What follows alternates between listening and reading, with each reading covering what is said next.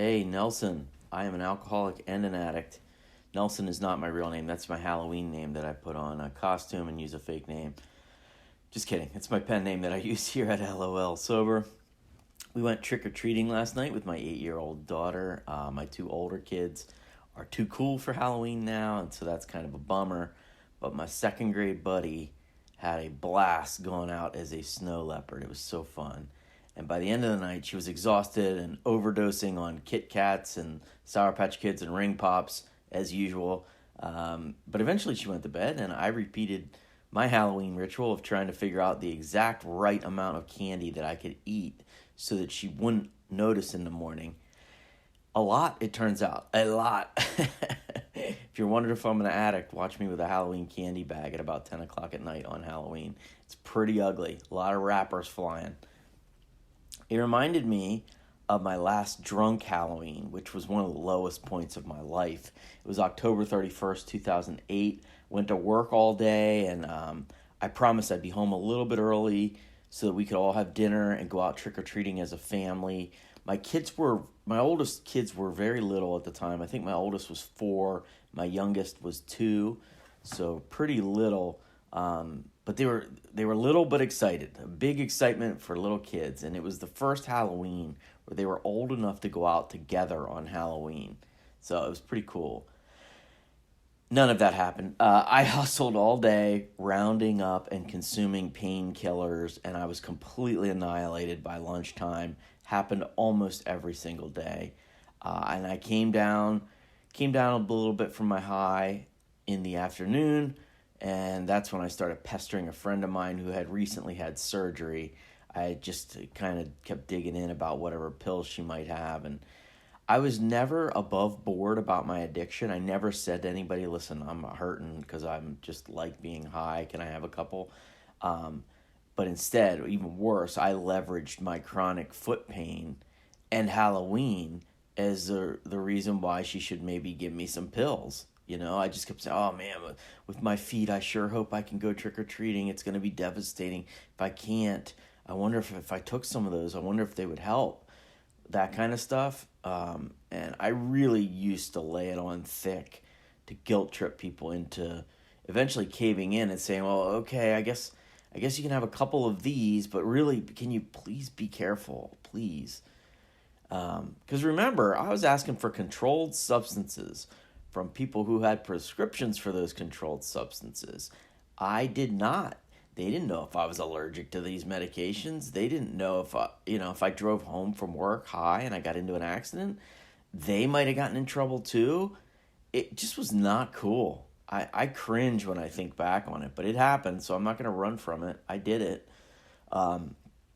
So this woman on Halloween, she eventually felt bad and she caved in and she said, I only have muscle relaxers. And I had never taken muscle relaxers before. It was just all opiates. But I figured I was a dumpster, man. I would take anything. So I figured these are worth a try.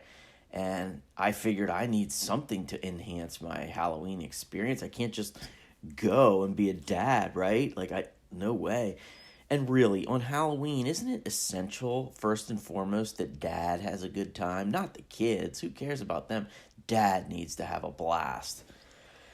Anyway, I got home a half hour late or so, and so I missed dinner, and the kids were already dressed, and they were, pacing the house. They were just, ready to go. And so I said, give me a minute. I snuck in the bathroom, popped 4 muscle relaxers.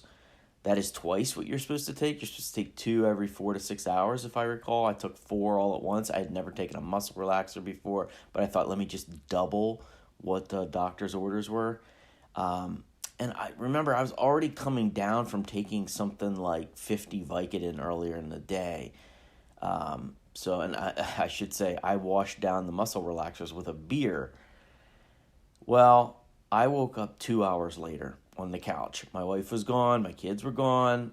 People might have been knocking on the door for candy. I have no idea. I must have just passed out on the couch. I missed pretty much the whole night. By the time I darted out the front door, my family was already rounding the corner, coming home. And at first my wife was really irritated, but eventually I spun it around. It's one of the most just gross things I used to do. But I would blame my feet, poor me, look at my feet. I have so much pain in my feet, my feet, my feet, my feet. And then I also said, like, I was sorry, it's an exhausting work day. I was busting my ass for this family. And besides, you didn't wake me up. I remember saying that. You didn't even wake me up. Like, why not? How rude was that? And by the end, I had gaslit her into apologizing to me. Think about that. I had gaslit her. She said sorry to me. Just despicable behavior. Absolutely despicable behavior. And the worst part of the night, though, was my kids' reaction. They were pretty nonchalant about the whole thing. They had barely noticed I wasn't there. Because I wasn't ever there. They didn't have any good memories of me being an active participant. I was never not there, but I was passed out on the couch in the background of your birthday party.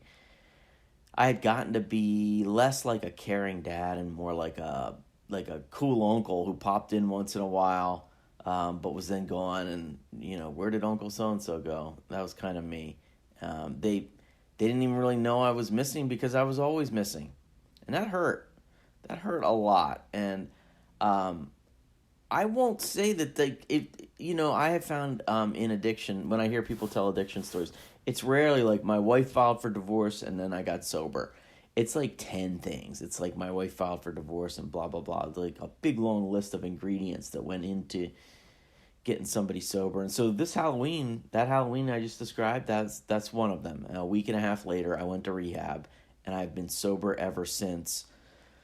So this snow leopard Halloween was my 14th sober Halloween, and I loved every second of it. And this year I even dressed up. I dressed up as a schlubby, middle-aged dork, but at least it was a sober, schlubby, middle-aged dork. So thanks for letting me share.